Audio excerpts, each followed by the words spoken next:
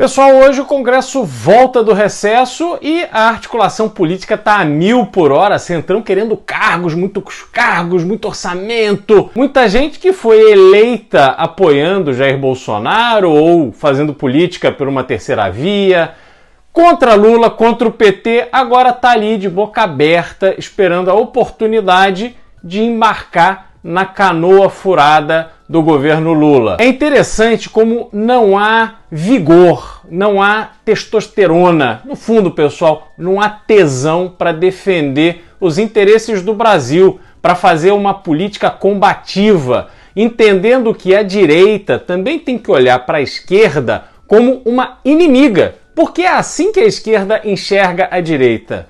Não há uma oportunidade em que você veja o pessoal da esquerda dizendo não, realmente, esse político aí é de direita, mas realmente ele tem razão, realmente a gente apoia. Não existe isso. A política foi construída no Brasil com a esquerda olhando os seus adversários como os inimigos a serem liquidados, eliminados, derrotados. E a esquerda fica nessa. Vamos elogiar quando acerta, vamos ajudar porque isso aqui de repente é bom para o Brasil. Não tem nada de bom para o Brasil que vai sair de Lula, do PT ou desse governo. A agenda deles é a favor deles, contra o Brasil.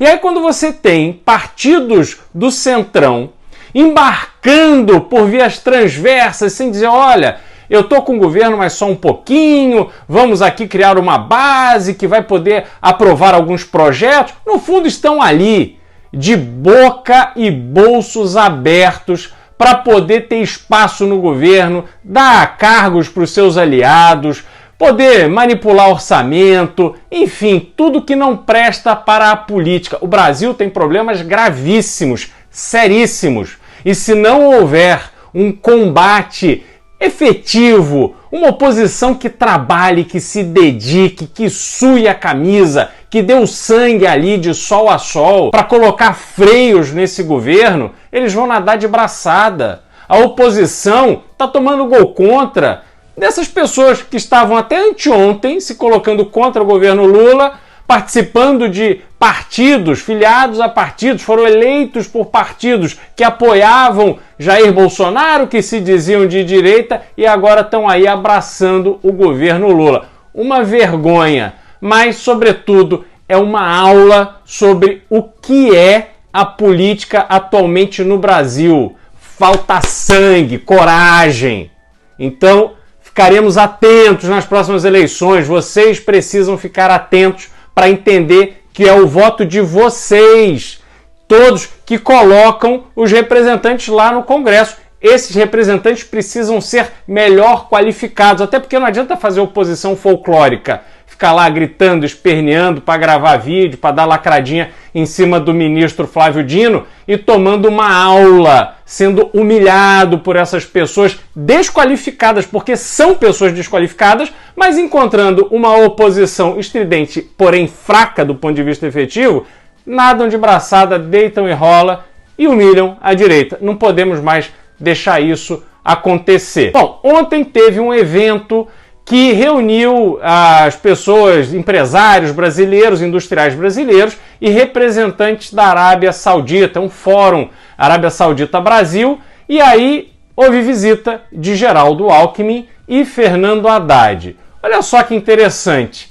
A Arábia Saudita já vem com carimbo de ter dado aqueles presentes, aquelas joias maravilhosas, cheias de ouro e diamante, para Jair Bolsonaro, Michele, sei lá, por que e nem para quem mais eles deram presentes. É uma história bem estranha, mas enfim, as joias estão aí, todo mundo sabe que foram presentes em valor milionário para autoridades brasileiras.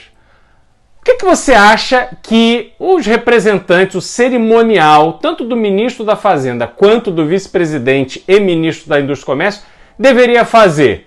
Se fossem sérios, ligariam para os representantes do governo árabe e dizer, olha, o ministro vai, o vice-presidente vai, mas sem troca de presente, terminantemente proibido.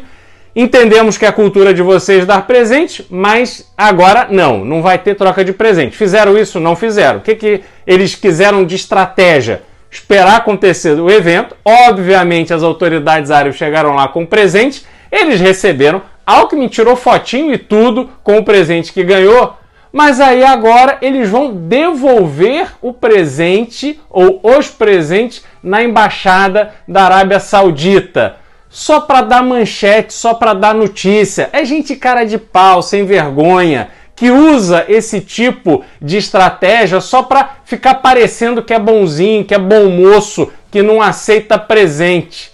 Agora, não aceitam esses presentes aí que são dados à luz do dia, mas o passado condena boa parte dessa turma. Além disso, o que mais que aconteceu? Temos hoje, na volta do Congresso, a CPI das Americanas, que deveria ouvir o presidente, na verdade, ex-presidente das Lojas Americanas, Miguel Gutierrez. Ele presidiu as Lojas Americanas por 20 anos.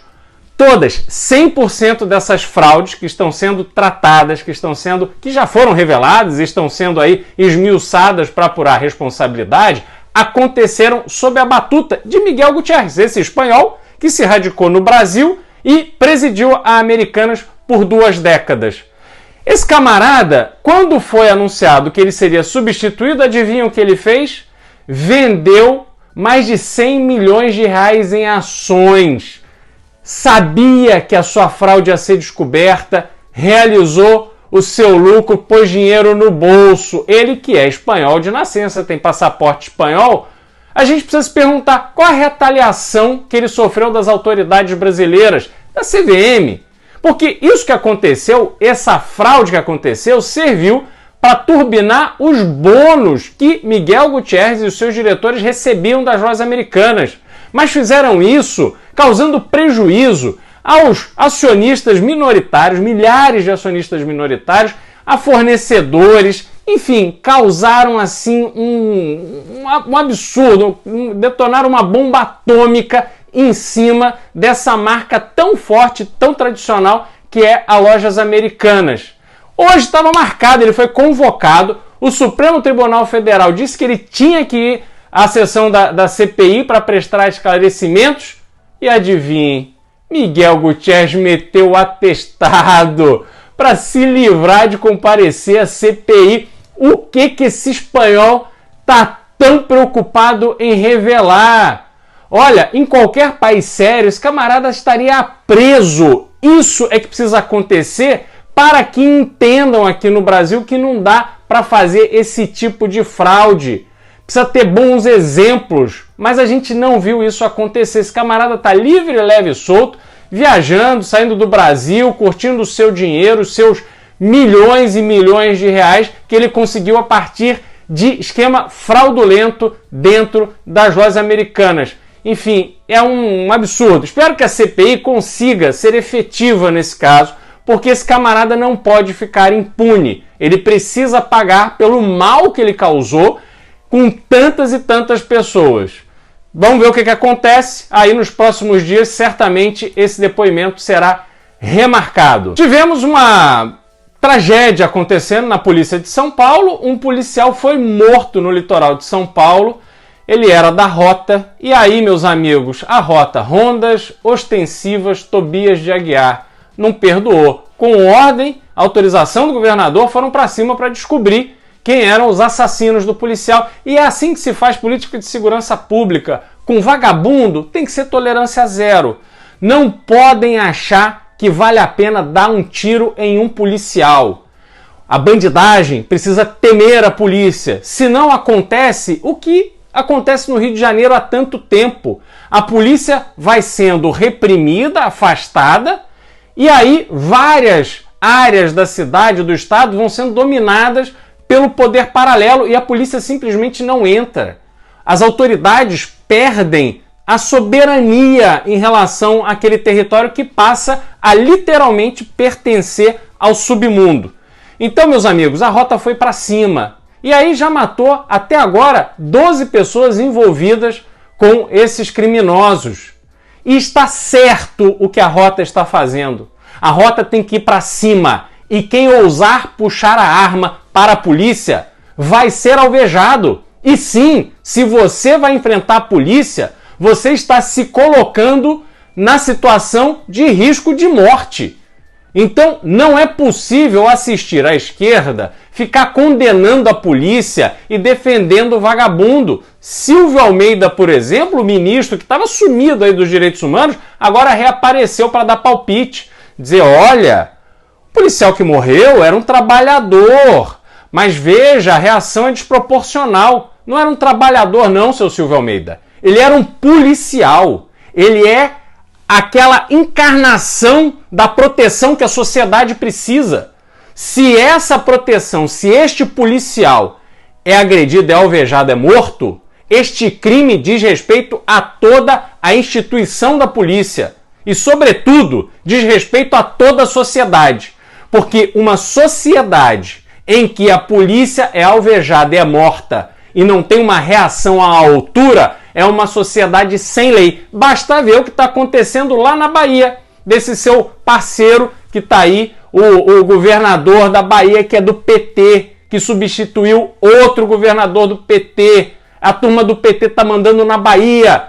No mesmo tempo, nesse último final de semana, morreram 19 pessoas em operações policiais lá na Bahia. Agora pergunta se a imprensa está falando. Lá não fala, porque lá é do PT, mas vai falar da rota em São Paulo. Por quê? Porque é Tarcísio de Freitas, né? É da direita. A direita tem que ser sempre criticada pela imprensa, por esses faladores aí da esquerda, esses influenciadores aí de meia tigela que ficam influenciando a sociedade para o mal, porque fazem uma leitura míope, torta da realidade brasileira. E ficam alimentando os absurdos que a gente vive, sobretudo em relação à insegurança. Bom, meus amigos, esses eram os recados de hoje. Volto a pedir para vocês, deixem seu like, compartilhem esse vídeo e se inscrevam no canal, que isso ajuda demais. Muito obrigado!